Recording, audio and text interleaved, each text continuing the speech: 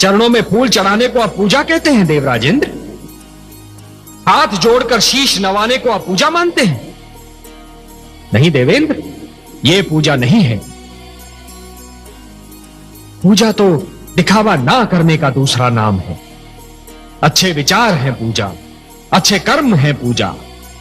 दूसरों की सेवा और परोपकार का दूसरा नाम है पूजा।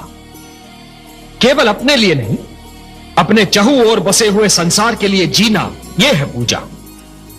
किसी और की पीड़ा में तड़प उठना है पूजा, कि आप पूजा, पूज्य और पुजारी के अर्थ को ही भुला बैठे। और इसीलिए है देवराजेंद्र, जिस प्रकार अपने मार्ग में चट्टान को खड़ा पाकर नदी की धारा अपनी दिशा को बदल लेती है, उसी प्रकार आपके इस अहंकार को देखकर मैं भी आपसे अपना मुख मोड़ रहा हूं। अरे महादेवी, जो क्रांति करके समस्त संसार को बदलना चाहता है, उसे सबसे पहले स्वयं को बदलना पड़ता है। फूलों की सेज को छोड़कर एक क्रांतिकारी को पथरीली खुरदरी भूमि को अपनी शैया बनाना पड़ता है। राजभवन का सुखद जीवन भूलकर कांटों की राह पर चलना पड़ता है। क्रांति की पहली मांग है त्याग, और त्याग की पहली मांग है सहनशीलता।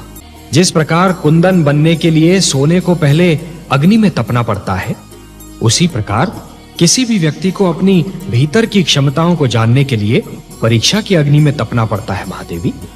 महादेवी, जिस प्रकार एक कृषक लहराते हुए खेत को देखकर प्रसन्न तो हो जाता है, परंतु उसके मन में एक आशंका रहती है कि क्या अगले वर्ष भी खेती यूं ही लहराएगी या सूखी रह जाएगी।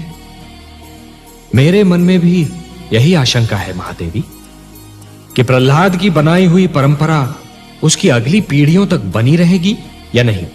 हाँ, मेरा पौत्र विरोचन अब युवा होने वाला है। देखते हैं वो अपने पिता से कौन से गुण प्राप्त करता है। प्रहलाद की एक परीक्षा यह भी होगी कि जिन आसुरी प्रवृत्तियों को उसने बदल दिया, क्या वो उन्हें दोबारा उभरने से रोक पाता है। और क्या किया दुष्ट विरोचन ने? उस अधम ने तो हमारी पूजा बंद करवा दी थी।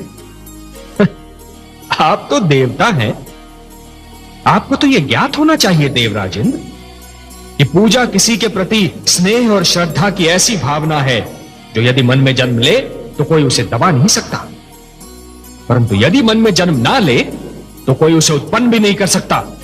परंतु हे परनाथ, हमारी पूजा तो न जाने कब से निरंतर होती चली आ रही है। हाँ महादेवी, निस्संदेह यह निर्णय बहुत कठिन होगा, परंतु यह एक अवसर भी तो है पुत्र प्रहलाद